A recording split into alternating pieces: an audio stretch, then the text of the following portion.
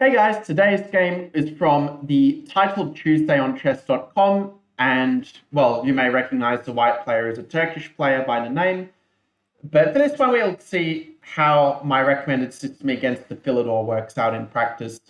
So, this line, the Antishin variation with ED4 is what you're going to face most often in your games, especially if you're like below 800, 2000.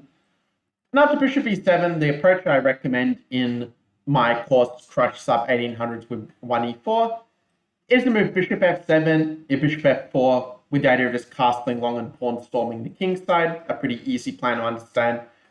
And you'll have probably noticed if you've been watching some of these videos already in the previous ones that, one thing that often happens in the lines I recommend is that you get to play quite aggressively, put a lot of pressure on the opponent, and at the same time, your plans in middle game are often very easy to play. Like it doesn't take a genius, to play f3 and, charge pawns forward in a sense.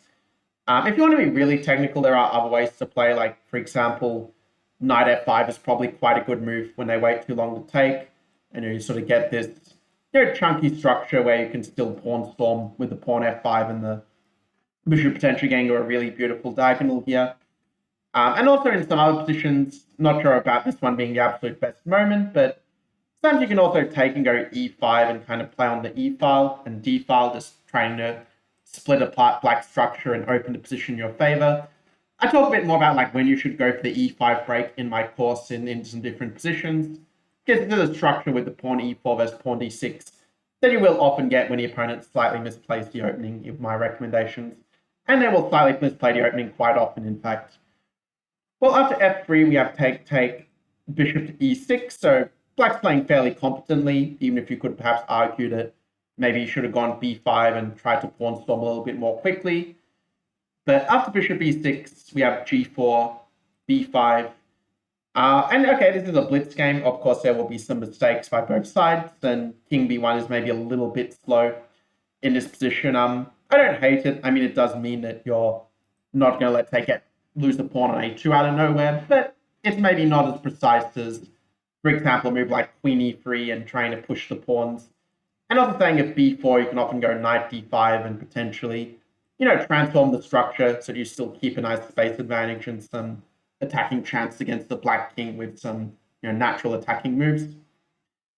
After b5, king b1, black played, I think, a pretty decent move in c6. It might seem like white's threatening to take the d6 pawn here, but actually, after takes queen a5. Black is threatening both b4 and has ideas of rook d8 as well. So black would actually have pretty decent compensation and piece play for the pawn. Like one principle is if you play a3, black will often think about using that pawn as a hook to create counterplay. Much like if black had played h6, it would help us to open up the king side. So white therefore plays h4, just continues the attack. And here again, maybe black should go queen a5 and try to get counterplay this way. In this case, I do feel like white may have slightly misplayed the move order that king b1 was maybe a little bit wasteful in the position. But black decides to go d5 instead. And now g5 we see is not just to pawn storm the king side, but it's actually also serving the purpose of taking that knight away from the fight in the center. Because here, if black would play the move knight d5, his position would actually be very decent with, liquidating white's space advantage. But in this version, the fact that black has to take with a pawn ultimately on d5, if not immediately, then say after bishop d5 first. But what happens then is that this pawn just becomes a little bit of a weakness, and in the game, white decides to just block it with knight e2. I do think that probably bishop h3 first is even better, just trying to get at the light squares from two different angles. Because as we'll see later in the game, you actually kind of want to play bishop e6. Even though it strengthens the d5 pawn, it also makes the e6 pawn a really juicy target for us. But knight e2 is played in the game with bishop d6, queen d2, rook c8, and after knight b4, we see that there is a little bit of pressure on the bishop. The best bet for black may even be actually to play bishop d7. Black's still worse, but at least you're trying to keep the bishop pair alive. I suppose if you really want, you could still trade off with bishop h3 anyway, and maybe that's not such a bad move, but yeah, it's still better, I think, than what happens in the game, because after bishop c5, we get an opposite-colored bishop position. Not an opposite-colored bishop ending, but a middle game where we are with the initiative, and the side with the initiative is just massively better in these types of positions. So rook h1, rook c8. Bishop g4 just defends the pawn nicely. And okay, to be fair, it turns out that technically a4 is more precise. Is there a little bit of a trap that if they take with f4, you can play bishop takes e6 and they can't take back twice on e6 because the queen is needed to defend that rook on f4 as such. So you end up basically picking off the d5 pawn and more or less winning because black has a weak back rank. Not like winning in one move, but like if you play well from here, you'll be winning. White goes bishop g4, not the best move, but not terrible either. I mean, white still is able to definitely create some weaknesses in the black king's position, and d4 is probably not a very good defense for black. Like, I think black's best chance of counterplay is to try and do the same thing, get a pawn on the third rank, and try to get that white king first. Though it is true white is a bit faster, and there should be somewhat better here for sure. But after d4, yeah, putting another pawn in a dark square means that, this bishop is just really stuck. Like, this is exactly the opposite of what black wants. Black definitely prefers to have those pawns on the light squares to try to counteract the bishop, whereas now it's going to be very hard to find a rival to challenge this unopposed bishop. And the game went on to some more moves. They just quickly see how it concluded. Again, not a perfect play, but still quite reasonable by both sides. a3, just kind of trying to stop any a5, b4, where if black does play b4, we can play a4 and just keep that queen side closed, keep the control over the position. Black goes queen b6, and white plays queen to b3. Around this point, I would be starting to consider whether moves like f4 are working, but it's also true we've got full control and do not need to rush things just yet. As Karpov once said, the fruit will ripen of its own accord. Not sure if I agree with queen b3 necessarily, like maybe bishop f5 or h6 is maybe the sort of direction I'd be leaning towards here.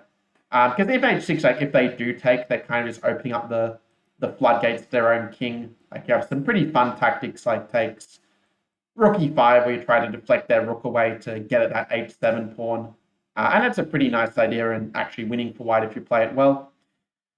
But white go queen b3, which, yeah, it does allow black to go a5, and you can definitely try to get some counterplay, but instead, once black plays b4 and white goes a4, white is very much in control and can basically prepare, a break against black's position at his leisure, while black can only really sit and wait. Queen c4 was played, a5, queen b5, and now that the black pieces are on quite passive positions, white makes his breakthrough with f4 at this point, using the fact that you can't actually take the pawn because of a little back rank mate and x-ray ideas here.